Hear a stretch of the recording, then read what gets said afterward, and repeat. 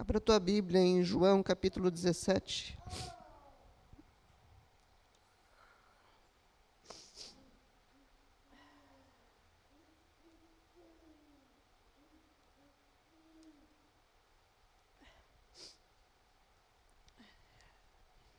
João 17, 6, 7, 8.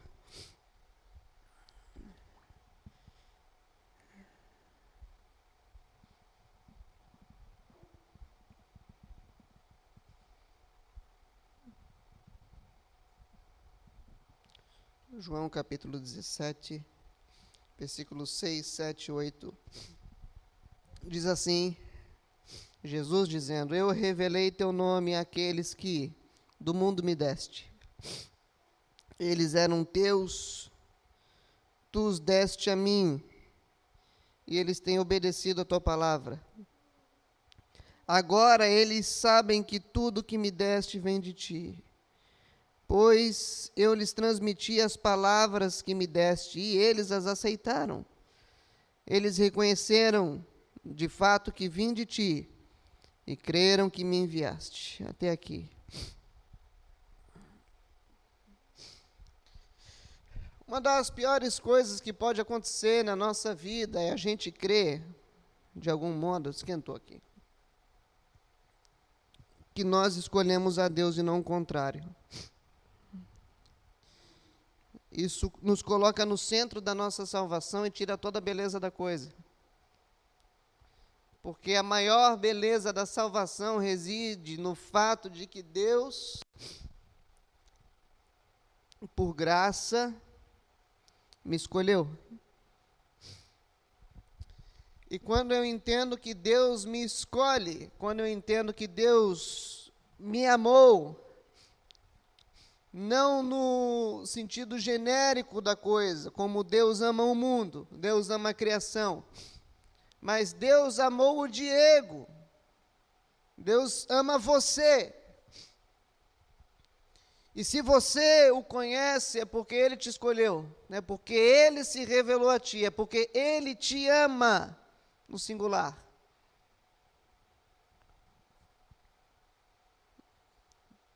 Diz no versículo 6, eu revelei o teu nome, àqueles que do mundo me deste.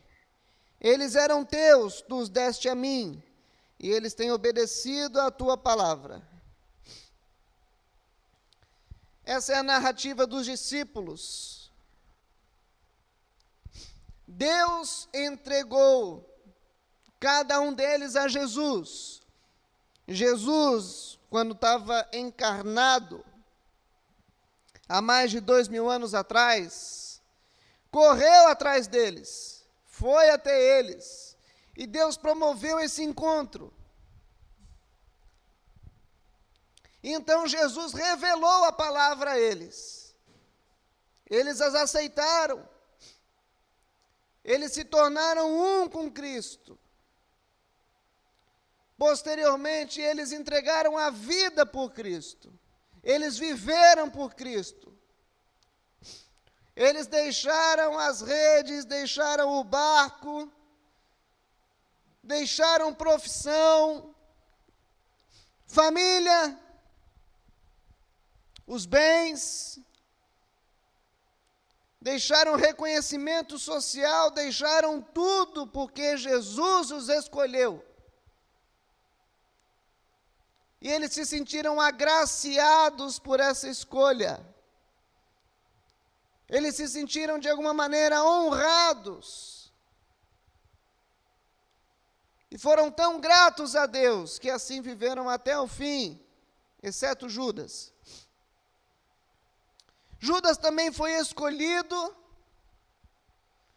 mas Judas tinha uma característica. Judas, ele vivia com Cristo, para que Cristo, de alguma maneira, promovesse os seus interesses pessoais.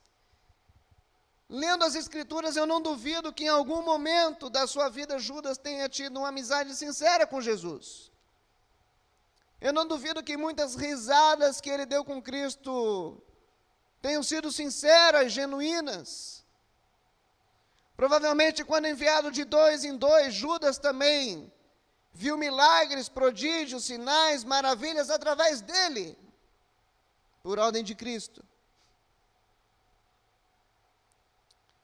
Mas o fato é, Judas esperava um libertador maior, alguém que solucionasse os seus problemas desta existência. E numa boa oportunidade que teve, então, Judas trai o Senhor, em troca de algumas moedas. Pois o Senhor para ele era algo descartável. Descartável. Jesus era alguém que podia ser trocado, porque ele estava relacionado somente a essa existência para Judas.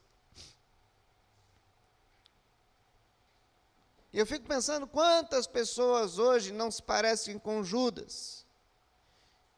E todas as vezes que nós lemos depois o nome dele, várias vezes está adicionado ao lado, Judas, aquele que o traiu. Vocês já leram isso? Alguns versículos retratam Judas dessa maneira, aquele que o traiu, aquele que o negou, aquele que o traiu. E você está construindo a sua história de que jeito? Ao lado do teu nome, o que vai estar escrito? Aquele que perseverou até o fim, ou aquele que traiu?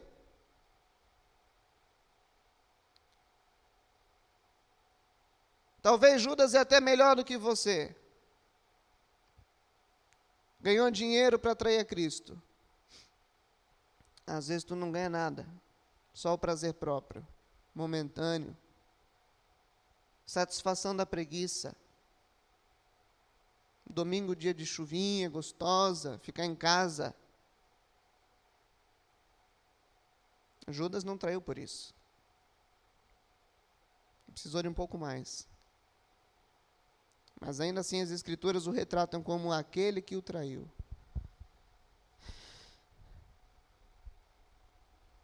Mas cabe a nós pensar que o time escolhido por Jesus não foi um time de estrelas. Por isso que é importante você valorizar o fato de que Deus te escolheu, Deus morreu por você. No singular. Deus entregou o Filho dele por amor a você, no singular. E isso deveria anular por si só, quando você entende que isso é uma questão pessoal, não é genérica, é pessoal. Deus entregou Cristo por mim, Deus me convenceu, Deus me escolheu. Lá na eternidade, isso é pessoal, é algo de Deus comigo. Quando eu entendo quem eu era sem Cristo e quem eu sou com Cristo, e o fato de que Deus me escolheu, isso anula toda preguiça, toda safadeza, toda desculpa, todo cansaço inútil, qualquer coisa, para estar na presença dEle. Isso anula qualquer possibilidade de eu viver minha vida de uma maneira diferente. Porque Deus me escolheu. E eu entendo a beleza disso de uma maneira ainda mais profunda, olhando para dentro de mim. Olhando para quem eu sou. Um miserável. Mas Deus me escolheu.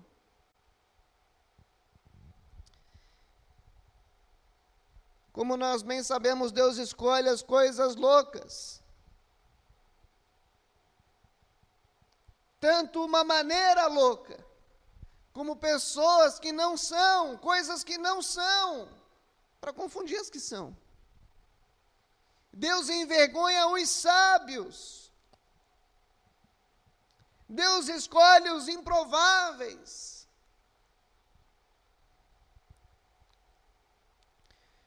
Quem sabe você pode se encantar com a história de Paulo e falar, Paulo era provável que ia ser escolhido, um cara bom, um cara orgulhoso, cheio de si, sisudo, ruim, religioso ao extremo, se considerava melhor do que os outros. Não era provável Deus escolher um cara desse. Quando nós olhamos os filhos de Jessé, vemos Eliabe, gigante, forte, bonito. Mas não era ele. Cadê o franzino? Tem alguém faltando aí. Cadê? Tem alguém faltando. E nós vemos nessa escolha, até mesmo de Davi, uma escolha pessoal. Deus estava em busca de alguém específico. Samuel não ordenou a bênção a qualquer um. Não achei ninguém, vai tu mesmo. Não serve. Era alguém específico. Quando a Bíblia diz que Deus procura verdadeiros adoradores, é verdade, Ele procura.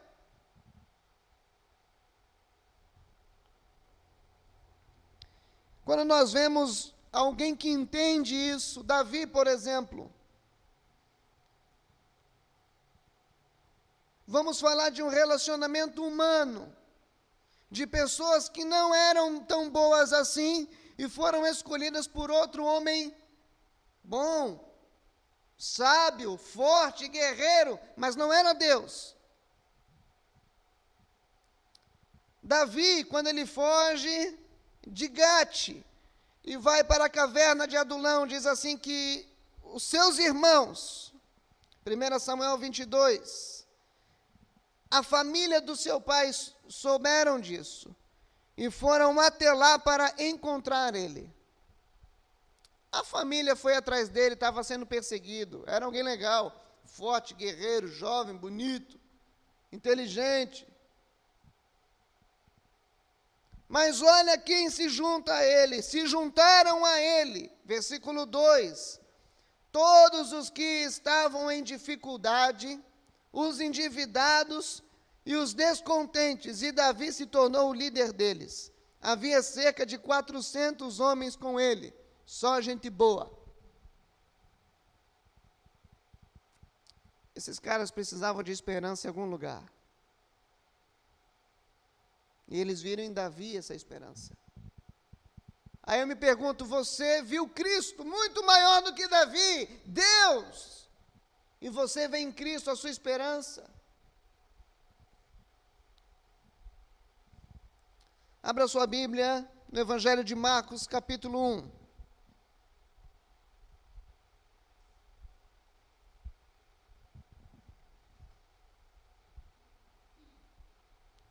Leremos a partir do versículo 8. Eu não sei você, mas eu me identifico muito com filmes de super-herói.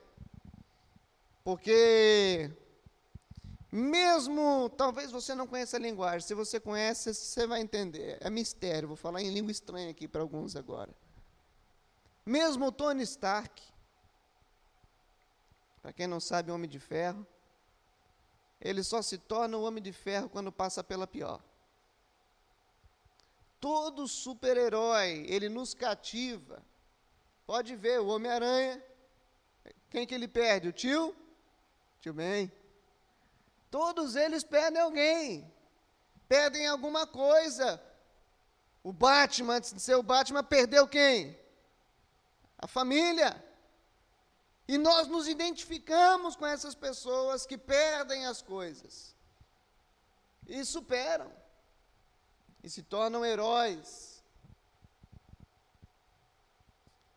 Você consegue entender que você foi escolhido por Deus para entrar numa galeria de heróis? Mas que talvez você está jogando tudo isso pelo ralo. Toda essa trajetória linda que Deus lá na eternidade sonhou. Imagina o herói dos heróis dos heróis dos heróis, vindo e te escolhendo e falando, filho, vem, me segue. Aí tu olha para você, quem, Deus, eu? Olha o que eu tenho, olha como é que eu estou, não dá não. Eu sei que não dá, vem. Imagina Deus escolhendo você, não é uma escolha genérica. E aí, gente, se alguém não tem mais nada para fazer, quem quer aceitar Jesus? Bora lá. É uma boa, vamos tentar. Isso não existe. Se alguém se converte de fato é porque Deus chama. Deus toca lá no fundo da alma. O espírito que estava morto ressuscita, vive. E o que tu faz com isso? Como é que você tem vivido? Diz assim, versículo 8: eu os batizo com água, mas ele os batizará com o Espírito Santo. Eu os batizo com água, mas ele os batizará com o Espírito Santo.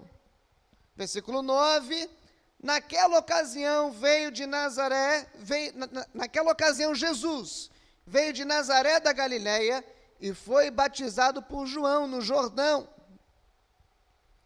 Assim que saiu da água, Jesus viu o céu se abrindo e o Espírito descendo como pomba sobre ele. Então veio dos céus uma voz: tu és o meu filho amado, em ti me agrado. E eu fico imaginando aqui João Batista presenciando tudo isso. Agora vem aquele que eu não sou digno de desatar as sandálias. Mas João tem o privilégio, o prazer de batizar Jesus. E do céu vem uma voz e diz: este é o meu filho amado. O próprio Pai, um dia aqui na terra, rasgou os céus com a sua voz e disse: esse é meu filho, Jesus Cristo, o Messias. Eu tenho prazer nele, ele é o meu enviado. Foi isso, é isso que quer dizer o texto. E o Espírito Santo vem como uma pomba, não quer dizer talvez de forma física, vem a pombinha descendo, mas como uma pomba repousando em paz, de alguma maneira visual, o Espírito Santo vem e repousa, desce sobre Cristo. E ali a Trindade, Deus, dá uma bradada. E eu fico imaginando João Batista vendo tudo isso, apavorado, estarrecido. Imagina o peso de glória. É o próprio Espírito, a pessoa de Cristo na tua frente e Deus gritando lá em cima: tu é louco. Às vezes eu mal me aguento cantando. Imagina isso.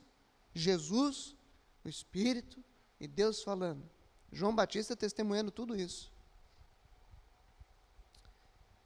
Logo após, versículo 12, o Espírito o impeliu para o deserto.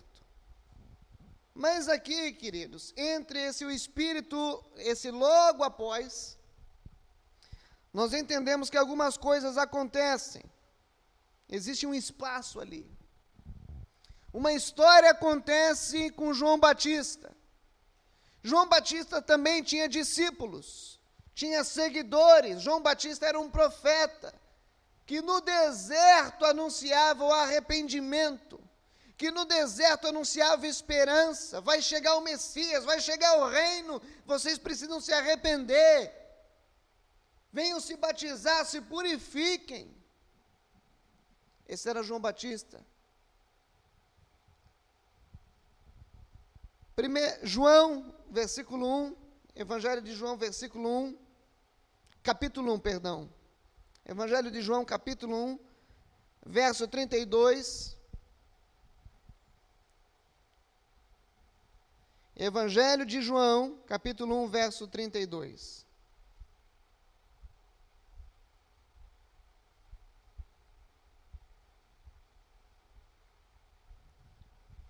Diz assim: então João deu o seguinte testemunho. Olha o que João Batista fala a respeito do fato. Então João deu o seguinte testemunho: eu vi o Espírito descer dos céus como pomba e permanecer sobre ele.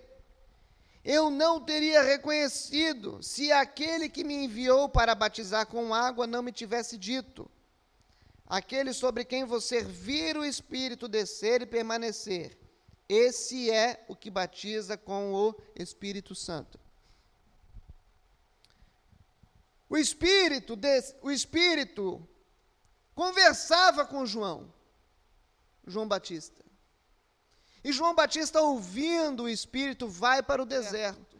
João Batista, conversando com o Espírito, prega no deserto. E o Espírito Santo deixa um código com João Batista: João, sobre quem você ver descer o Espírito, quando esse fenômeno acontecer, sobre essa é a pessoa que batizará as pessoas com o Espírito Santo. João Batista é aquele que aplainou os caminhos para Jesus passar. Ele foi aquela patrola que foi abrindo tudo. Ele deu início à mensagem, ele fez discípulos, anunciou o arrependimento, mas ele sabia que ele não era o Cristo, mas que o Cristo viria. E quando ele percebe isso, versículo 34, ele diz: eu vi e testifico que este é o Filho de Deus. A partir daquele momento, João Batista não tem mais 1% de dúvida. Depois ele vai ficar meio assim, mas naquele momento, ele fica convencido de que este é o Filho de Deus. Filho também no singular. Você se lembra que eu disse que João tinha discípulos? No dia seguinte, versículo 35, João estava ali novamente com 2 dos seus discípulos. Quando viu Jesus passando, João já tinha batizado Jesus e Jesus estava passando por ele, e com 2 discípulos, talvez 2 discípulos bem próximos de João. Quando viu Jesus passando, disse para os seus discípulos: vejam, é o Cordeiro de Deus. Até aqui. O que está acontecendo? João Batista, ele tinha discípulos, e a mensagem dele é: o Cristo está vindo, o Cristo virá, arrependam-se. E João Batista, enquanto profeta, sabia sobre aquele que descera o Espírito, esse é o Filho de Deus. João Batista viveu a sua vida para anunciar o Messias. Então agora ele tinha convicção de que Jesus era o Messias. E eu fico imaginando os discípulos de João, pessoas comuns,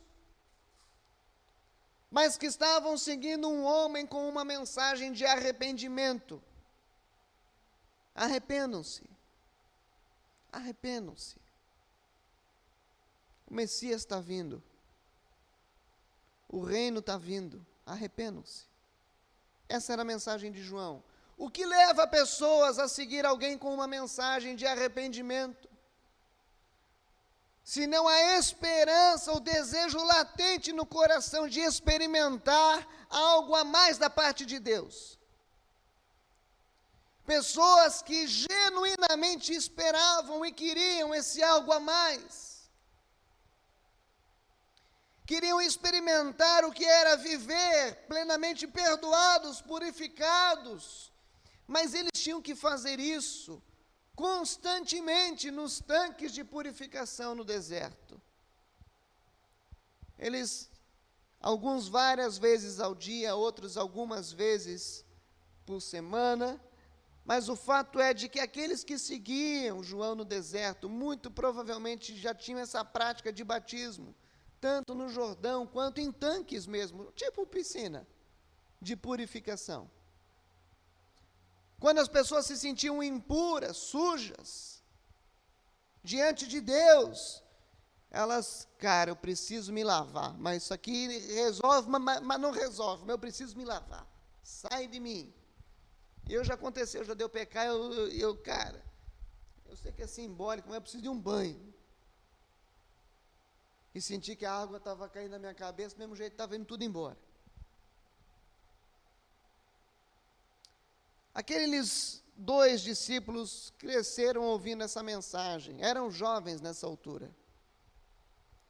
E João, de repente, diz: olha, você sabe aquele que eu passei a minha vida inteira anunciando?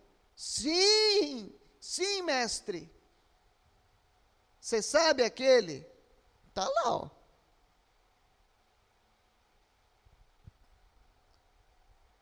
Versículo 36. Quando viu Jesus passando, disse João Batista: vejam, é o Cordeiro de Deus.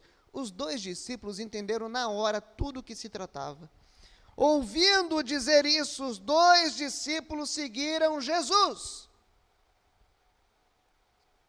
E esse seguir Jesus não era ainda um seguir diário, mas eles deixaram o mestre para trás, João Batista, e foram atrás de Jesus. Tipo, vamos potencializar aqui para você entender, tipo uma perseguição. Vamos seguir Jesus, vamos seguir o cara. Vamos seguir Jesus. O cara é o Messias, a gente não pode perder de vista. Voltando-se, provavelmente olhando para trás, quem aqui já foi seguido? Já foi seguido. Geralmente é por alguém que você conhece que quer te aprontar alguma, mas está te seguindo. Nunca, uma vez só, para o bandido. Terrível isso. Aquele sentimento de que algo ruim vai acontecer. Mas a grande maioria das vezes foi por amigos, pessoas que queriam te dar um susto. E eu não sei você, mas eu, pelo menos quando eu estou sendo seguido, você não precisa de um 6º, 7º, 8º sentido. Você sabe, cara, alguma coisa está acontecendo.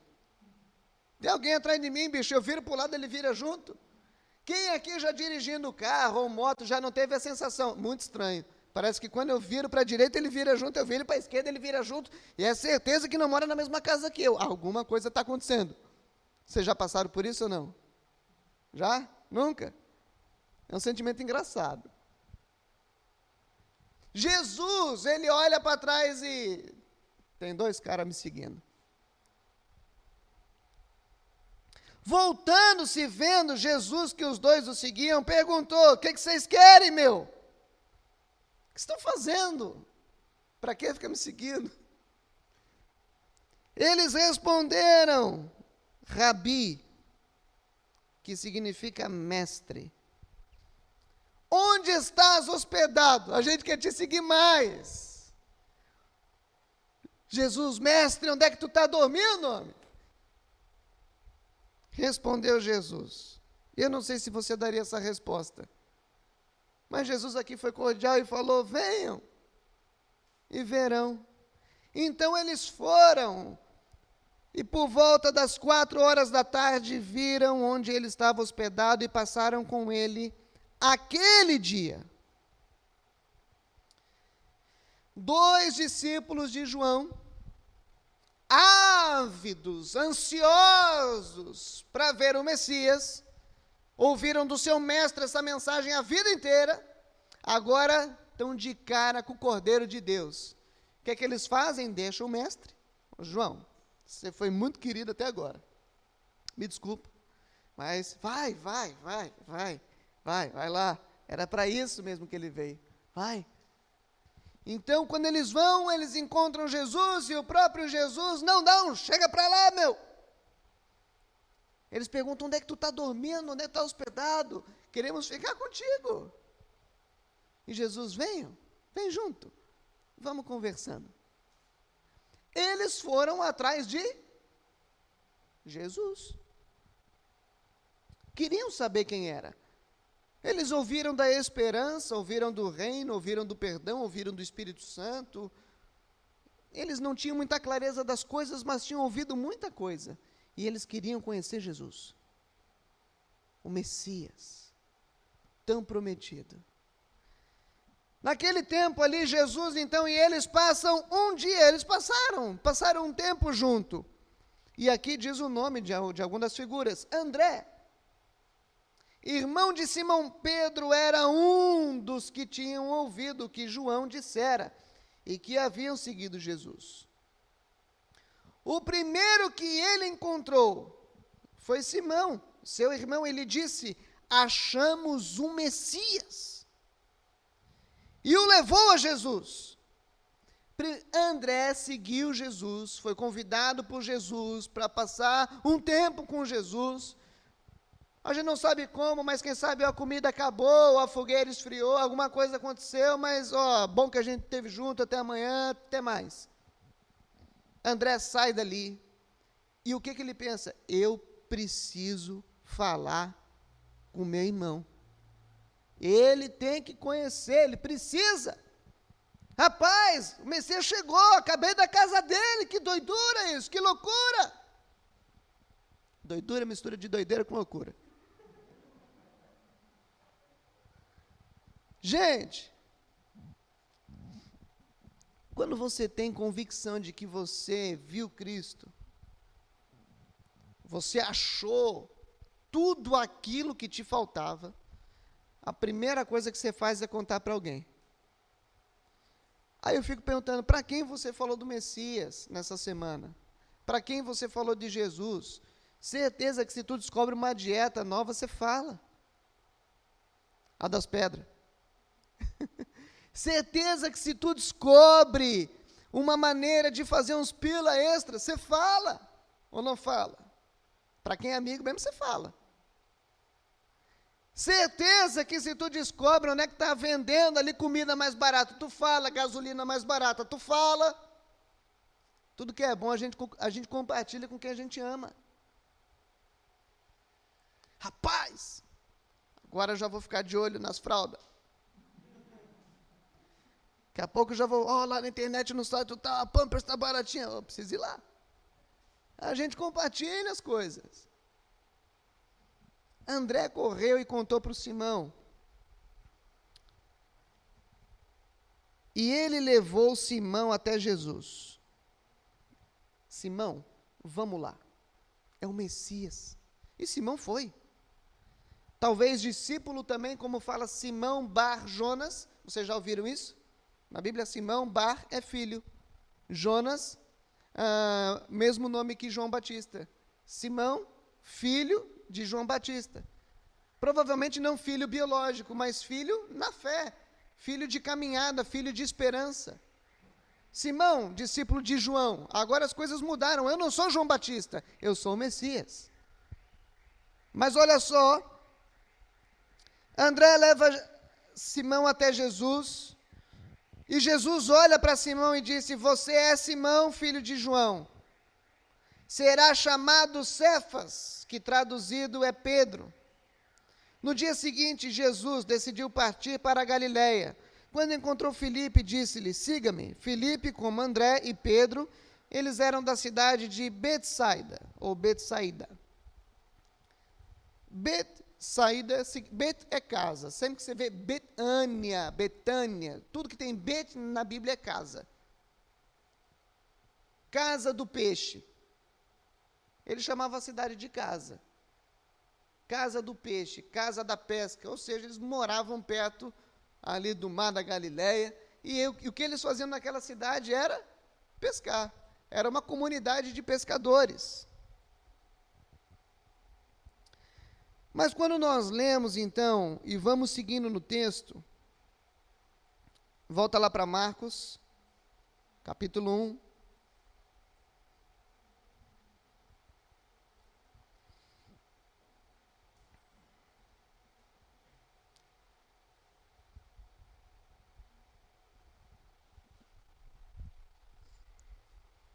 Jesus tem aquele encontro com eles, é batizado, então depois Jesus é guiado pelo Espírito ao deserto. E depois de sair do deserto, você pode ler Marcos capítulo 1 a partir do versículo 14, mas ainda não estou lendo o versículo. Depois de sair do deserto, Jesus ouve falar que João Batista é preso. Vocês se lembram o que acontece? Saindo de Nazaré, Jesus foi viver em Cafarnaum. Olha só, que ficava junto ao mar. Eu não estou lendo Marcos 1,14. Se tu procurar, tu não vai achar. Jesus foi viver em Cafarnaum, que fica do ladinho de Betsaida, do ladinho de Corazim, as cidades que viram inúmeros milagres e ainda assim nos converteram. E quando, por exemplo, você lê Mateus 4:18, você vê que, andando à beira do mar da Galileia, Jesus viu dois irmãos, Simão Pedro e seu irmão André. Eles estavam lançando redes ao mar, pois eram pescadores. O que eu estou querendo dizer? Nós vamos ler agora em Marcos, a partir do versículo 14, Jesus chamando Simão e chamando André. Chamando Pedro e chamando André. E talvez você possa pensar, eles nunca tiveram um encontro antes. Aquela foi a primeira vez que eles viram Jesus. Você já pensou assim? Eles estavam no barco e nunca tinham... Não, peraí. Antes da história do barco, eles eram discípulos de João Batista.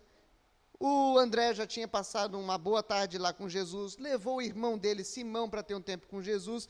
Jesus não tinha amnésia, conhecia os dois. Jesus conhecia os dois, sabia que os dois eram discípulos de João Batista. Jesus sabia quem eles eram. E eles sabiam quem Jesus era. Eles sabiam que Jesus era o Messias. Marcos capítulo 1, versículo 14, diz assim: depois que João foi preso, Jesus foi para a Galileia. Já falei, viveu em Cafarnaum, proclamando as boas novas de Deus. O tempo é chegado, versículo 15, dizia ele, o reino de Deus está próximo, arrependam-se, creiam nas boas novas. Uma mensagem muito parecida com a de João. Andando à beira do mar da Galileia, Jesus viu Simão e seu irmão André lançando redes ao mar. Eles eram de Betsaida, cidade dos pescadores, e eles eram pescadores. Provavelmente tinham uma companhia de pesca com outros dois discípulos. Eram uns barquinhos pescando, e eles eram tudo amigos, viviam assim. E disse Jesus, aqui é importante você entender. E disse Jesus, eles já tinham tido um encontro antes, sabiam que Jesus era o Messias, já mostrei isso na palavra para você, e disse Jesus, sigam-me, e eu os farei pescadores de homens. No mesmo instante, eles deixaram as redes e o seguiram. Nós sempre falamos, que lindo, deixaram as redes, seguiram Jesus. Mas espera aí, é lindo. Mas tem dois fatores que acontecem antes do deixar as redes, que é o que leva eles a deixarem as redes e a seguirem Jesus, que você precisa entender. Jesus chama pessoas, mas vamos entender mais um pouquinho isso. Primeiro, eles sabiam quem era Jesus, porque João Batista tinha falado, João Batista tinha recebido um sinal do próprio Espírito, sobre quem descer, é o Filho de Deus. E João Batista falou para o André, que falou para o Simão, e a notícia espalhou. Entenderam? Eles sabiam quem era Jesus. Jesus não era um anônimo, não era alguém flutuando na areia, que, não. Eles sabiam quem era Jesus. E o segundo fator, antes do deixar as redes, o que nós lemos no texto? O que acontece? Jesus diz. O que Jesus diz para eles? Eu os farei pescadores de homens. Jesus não diz para eles, olha, venham me seguir, tu não vai pescar mais nada. Não. Eu não vou desprezar o teu passado, a tua história, tu sabe pescar, isso vai ser útil, tu só não vai pescar peixe. Mas tu vai pescar homens. Jesus dá um ressignificado, Jesus dá um propósito, Jesus chama eles para uma missão, para um propósito. E quando alguém, um rabi, um mestre, Jesus era conhecido, eles chamam rabi, isso antes já. Quando um mestre chamava alguém, venha Thomas, e eu vou te fazer alguma coisa. Esse processo do eu fazer alguma coisa envolve caminhada, envolve discipulado, envolve tempo, e eu quero que o Thomas seja meu discípulo. Eu quero que o Thomas me siga. Jesus olha para eles e fala, venha André, venha Simão, eu vou fazer de vocês dois, eu vou fazer de vocês dois pescadores de homens. Eu vou dar um novo sentido para a vida de vocês, um novo significado, uma nova razão de existir. Venha.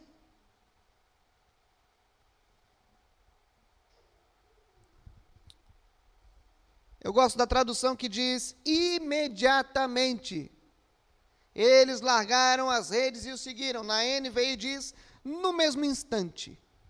Ou seja, foi na hora. Eles nem pensaram. Aquele era o convite da vida deles. O próprio Messias está me chamando para transformar minha vida e dar um novo sentido para ela. O próprio Messias que eu ouvia falar, esse Messias me chamou, é agora, eu vou largar tudo, como que não? Eu me lembro de quando eu era criança, e eu ouvia falar de Deus através das histórias bíblicas, a grande maioria delas a minha mãe contou. Talvez a minha mãe junto com meu pai, mais a mãe, porque a mãe dava aula a mãe era professora das crianças. E eu ficava na salinha e ela contando as historinhas. E aprendia muito com ela e tirava as dúvidas em casa. Então era direto. E eu ia escutando as histórias. Ó, filho, existe Deus. Ó, filho, existe Jesus. Olha, filho, Jesus é o Messias. Olha, filho, Jesus é o Salvador do mundo. Olha, filho, Jesus transforma pessoas. Olha, filho, Jesus, ele faz milagres. Olha, filho, Jesus chama pessoas para fazer milagres. Olha, filho, Jesus vai voltar. Olha, filho. Aí você fica pensando o quê? Rapaz, que cara. Eu quero conhecer Jesus. Aí tu imagina o que acontece com o cabra. Quando esse próprio Jesus se apresenta e fala: vem, Diego. Vem. Não é nem tu que está aqui. Vem. E ele se apresenta a você. E aquele que você ouviu as historinhas, de repente fala contigo e te chama. Eu vou te fazer pescador de homens. Eu vou dar um novo sentido para a tua vida. Vem caminhar ao meu lado. Vem para o meu lado, vem, meu filho. Eu sonhei com você. Quando eu leio isso, eu fico estarrecido e ao mesmo tempo emocionado, porque essa é a nossa história. Essa é a nossa história. Talvez você ouviu falar de Jesus, mas chegou um momento na tua vida que o Jesus de que você ouvia falar, falou com você. E esse Jesus, por graça e misericórdia, te escolhe. E ele te chama e diz: vem! Eu vou dar um novo sentido para a tua vida. E você vai. Mas assim como nós vemos que Pedro, em determinado momento, quis voltar para as redes, para a pesca, para o sentido antigo da vida, quem é que vai atrás dele de novo? Jesus, na beira da praia. E mais uma vez diz: vem. Pedro, apacenta as minhas ovelhas. Eu te dei um novo sentido de vida, isso daí não vai se perder, eu te dei. Eu te escolhi lá atrás. Se lembra lá daquele dia na praia?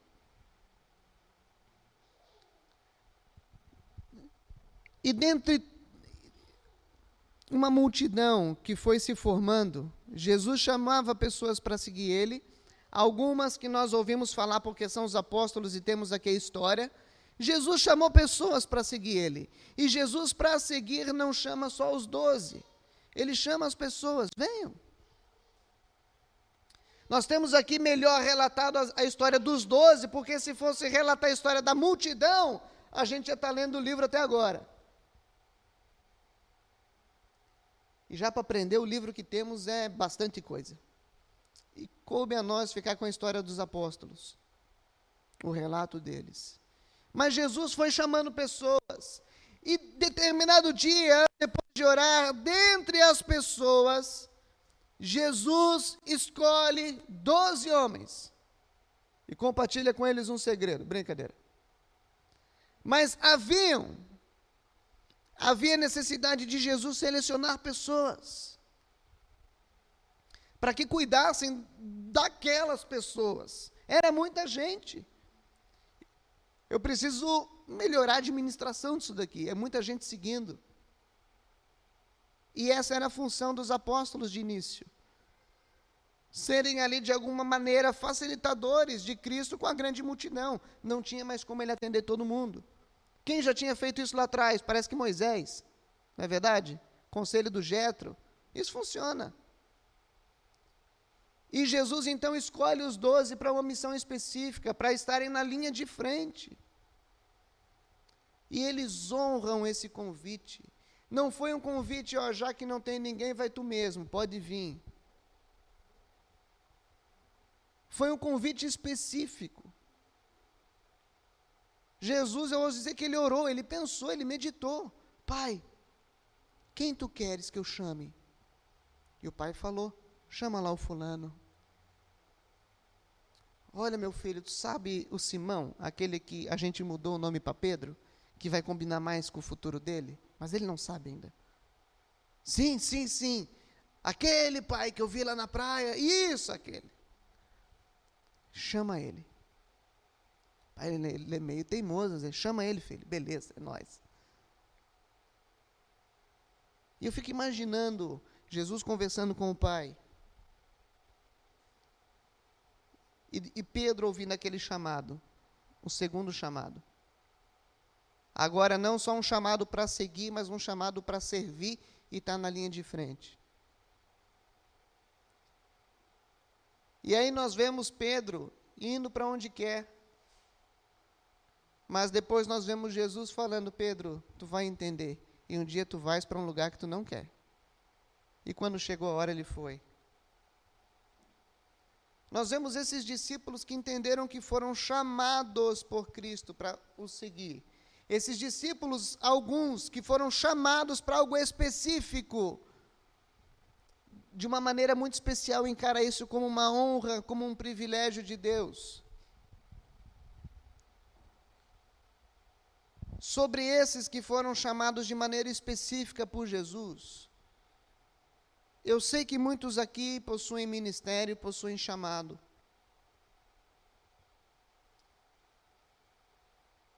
Vocês têm noção do quão especial é isso, do quão importante é isso, do quão profundo é isso?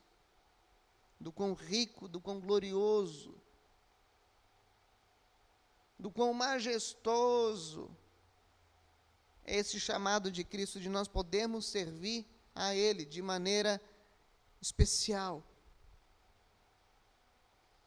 E de uma maneira geral, a igreja, que é composta por aqueles que foram escolhidos, recebe um chamado glorioso.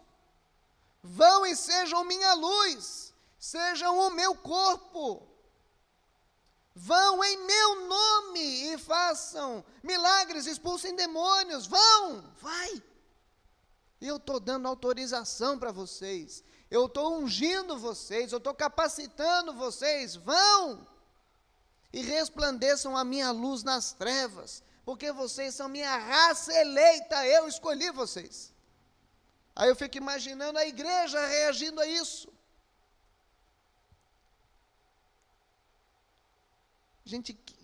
Quando a gente para pensar que o Rei dos Reis, o Senhor dos Senhores, o Criador de céus e terra, te escolhe, te chama, te vocaciona, te dá um ministério, te dá um chamado, te dá dons, te dá talento. Para muitas vezes você ceder à carne à toa, ceder à preguiça, ceder a conceitos errados com uma facilidade gigante, por falta de conhecimento. Com que amor você encara o chamado de Cristo? Com que amor você encara a escolha de Cristo por você? Eu fico pensando, vocês já viram aquela cena de filme? Eu nunca tive num lugar assim, mas aqueles canis, onde tem os cachorrinhos tudo lá na gradezinha e passa o cara que vai escolher o cachorro. Vocês já viram o filme assim, ou tu já passou por isso? São tudo preso. Me chama. E ele vai lá e ele não vai levar todos para casa, ele vai levar um. Ele escolhe um. Eu fico imaginando, gente, é um paralelo simples e bobo, mas eu fico imaginando a alegria daquele cachorro quando se encontra numa casa livre daquela gaiola. A alegria daquele cachorro não quer dizer que os outros não vão ser chamados, mas ele especialmente foi escolhido. E agora ele está livre da galinha. Vai! E eu já tive esse prazer de ver animais sendo soltos, de ver um bicho sendo solto, de ter um animal.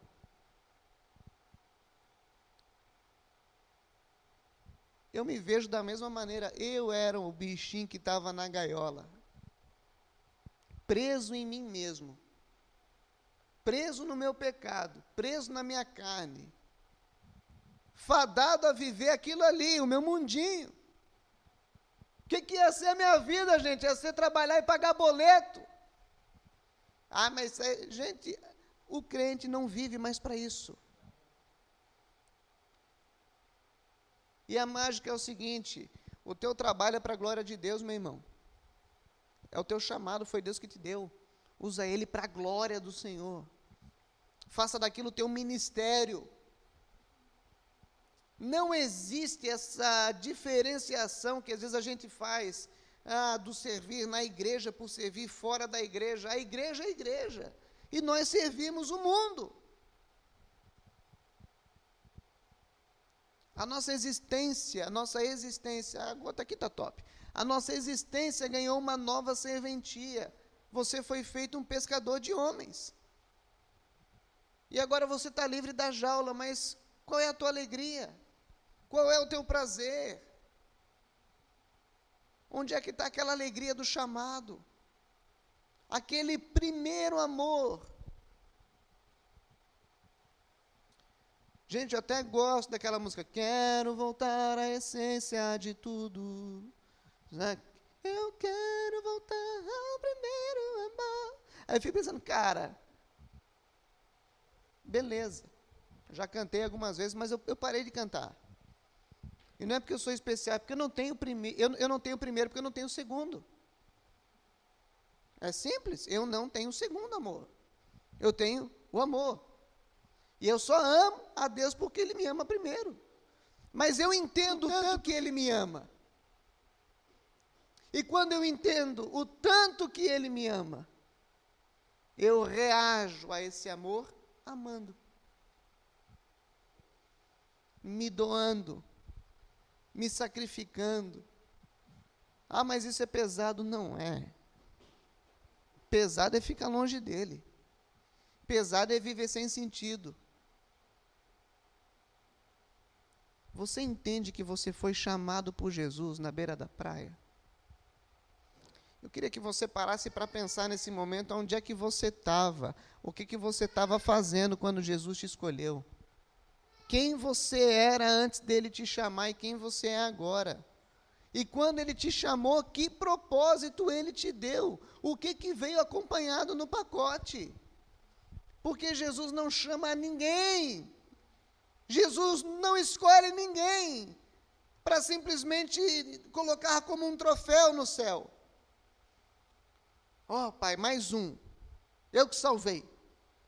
Jesus chama pessoas para dar vida. Eu vim para que tenham vida, e vida em abundância. Onde é que está a tua vida? Onde é que está o brilho? Onde é que está o amor? Onde é que está a satisfação de viver na presença de Deus? Onde é que está aquele coração em chamas, que queima de alegria, por um Deus que te escolhe, que sonha contigo?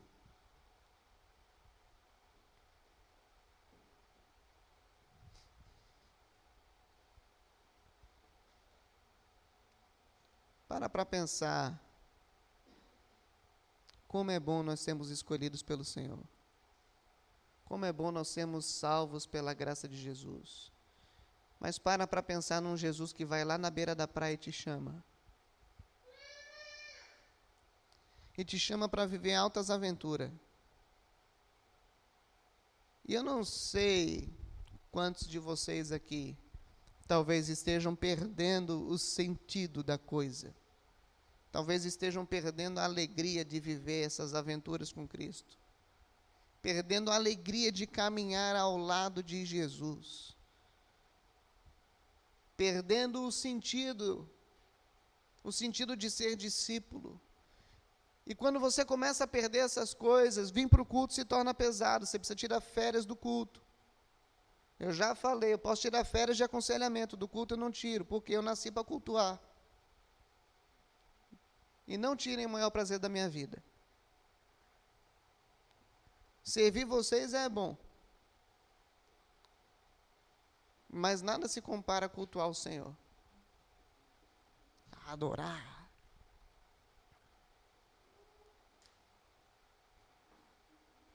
Esse tempo eu estava dizendo, gente,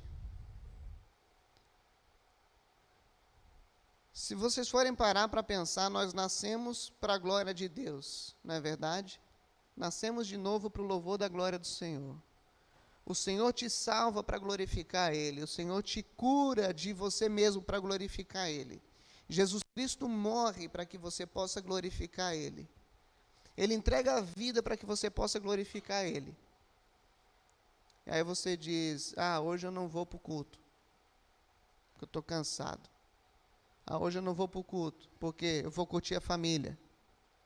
Amarás, pois, o Senhor teu Deus de todo o teu coração, com toda a tua força, de todo o teu entendimento. Não terás outros deuses diante de mim. Os dois mandamentos que Jesus deixa, ama o próximo como a ti mesmo, mas o Senhor acima de tudo.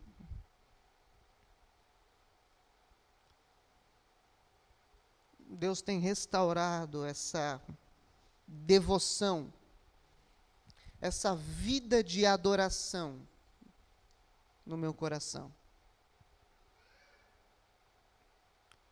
Não que eu tivesse perdido, mas eu tenho nos últimos dias entendido isso numa profundidade muito maior. De um Deus que me convida para caminhar com Ele. De um Deus que me chama pelo nome. De um Deus que me trata como Diego na individualidade. De um Deus que conhece os meus problemas. De um Deus que dá um chamado para a minha vida. De um Deus que deseja ouvir a minha adoração. Porque Ele me salvou para o louvor da glória dEle. De um Deus que fez com que eu seja igreja, não um lobo solitário, mas igreja, ovelha.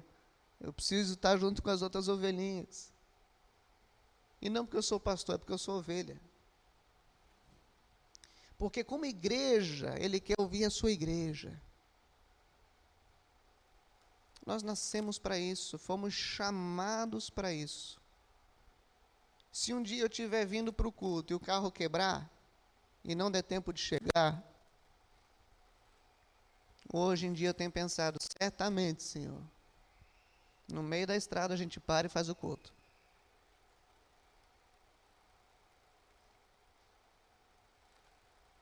Isso aqui não é radicalismo, gente. Outras religiões, sem entendimento, sem salvação, sem terem sido chamados, fazem isso para falsos deuses. E nós, diante do Rei dos Reis e do Senhor dos Senhores, mal o cultuamos. Pensamos que Jesus nos chamou para os domingos. E para alguns domingos, não para todos. Pensamos que Jesus nos chama para momentos. Jesus não me chamou para momentos. Jesus me chamou para viver uma nova vida. É uma nova existência.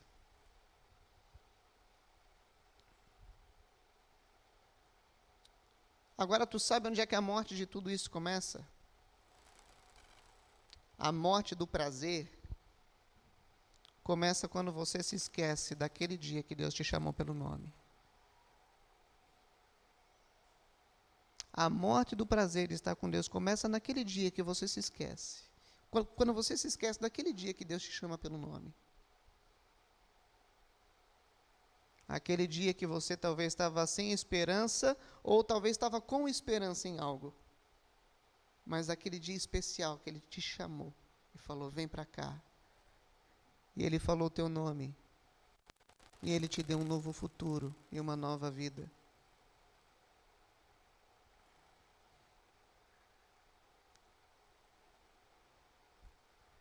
Esse deve ser o dia mais importante para você na sua memória. É lindo escutar histórias de pessoas que até mesmo com Alzheimer,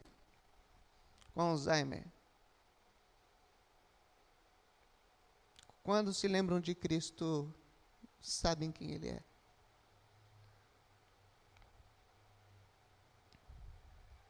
E tem muito crente sem Alzheimer que está se esquecendo.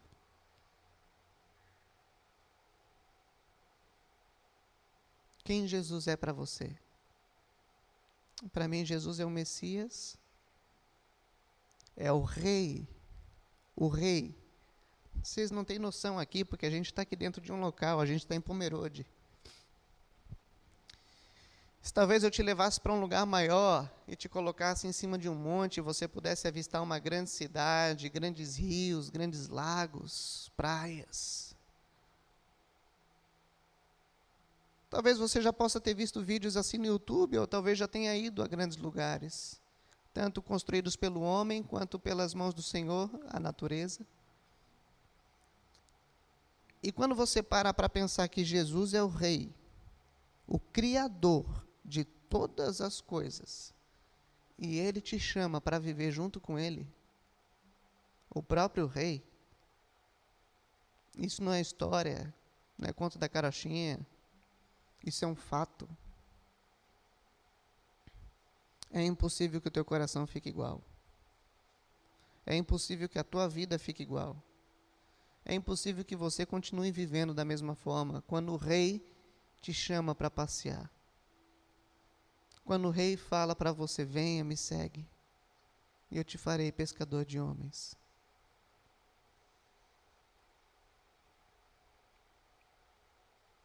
E quando você larga tudo e você vai, não se esqueça de que você não está indo só. Você está debaixo da mão do Rei.